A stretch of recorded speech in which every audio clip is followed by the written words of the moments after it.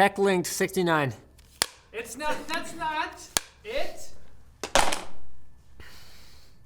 This is actually worse than usual. Frosted tips? You know what else is worse than usual? The tech news today.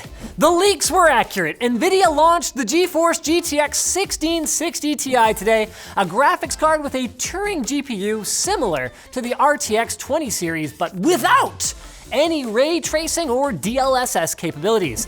Now, the Linus Tech Tips review is coming out tomorrow, but the overall takeaway is already pretty much clear. It's pretty close to a GTX 1070 in terms of performance, which means that the price point of $280 is pretty good, but that assumes that you can find a reference card because ASUS alone launched 9 different versions of the 1660 Ti.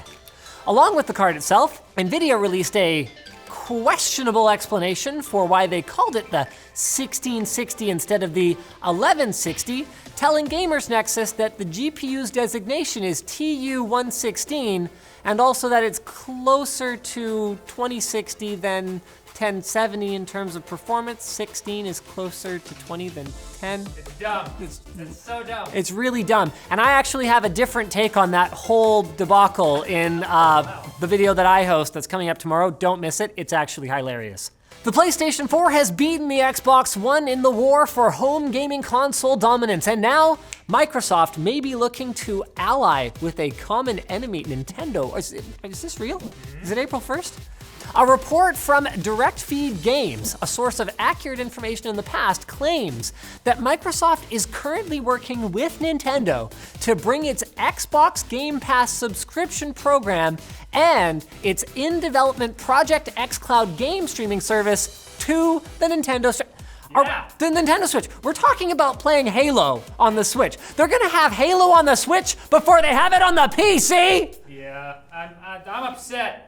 Reports are also claiming that Microsoft will announce 2 next-gen Xbox models at E3 2019, one of which will be focused on game streaming, while the other set up as more of a traditional console. Either way, 2019 is shaping up to be a very interesting year for consoles. I mean, heck, Google might even be showing off a streaming console of their own at GDC.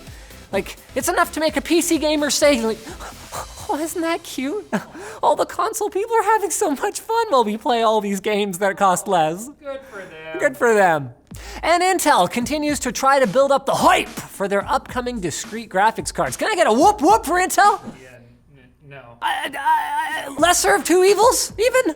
Whoop, whoop. Anyway, the company put out a video inviting gamers to join them on the path, the journey, the Odyssey, which as it turns out is a website where users can sign up to get the latest reports first and access to amazing offers and giveaways.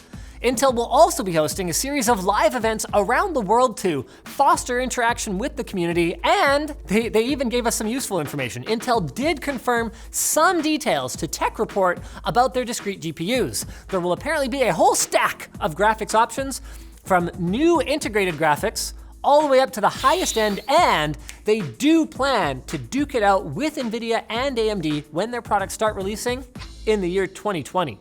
But if they're gonna do that, they are gonna have to build some buzz first, right? So you're gonna have to go on like a world tour, and make a website. Yeah. That's what that'll do it. Wait, are we playing into the hype machine right now? Oh no. No, have we done it again? Oh no. No! They didn't even pay us. On to the HTC has announced an upgrade to its original Vive Focus wireless VR headset called the Vive Focus Plus. The Plus comes with new 6 Degrees of Freedom ultrasonic controllers that will also work with the Vive Cosmos. But the most important bit is that it will be available worldwide. The original Focus only launched in China, and that's just not fair. We want new VR headsets too. Yeah, but do we really? I've already got the good kind that plugs into my PC, Yeah. so. Now this one isn't really tech news, but Reggie Fils-Aimé? Is this a French name?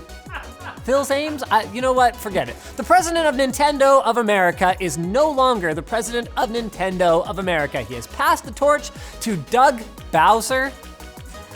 What is this, some kind of joke? No. Next, their VP is gonna be like, you know, Jeff Toadstool, like, Jeff Yoshi. the mushroom kingdom is taking over. Oh, no. Speaking of Japan, the country successfully landed its HAYABUSA 2 probe on the surface of RYUGU, the asteroid that it's been orbiting for the last couple of months. It's only the second time that humans have managed to land something on an asteroid, and I think that that's pretty cool. Don't you? Yeah.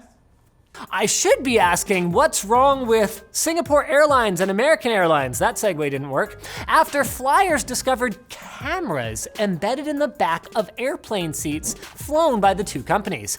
Both airlines claimed that the cameras are a standard feature for possible future use, such as recognizing hand gestures to control on-screen entertainment, and that they have never been activated. But at what point do we kind of go, yeah, I'm just carrying around this duct tape and a machete for future use? Machete. They've never actually been activated.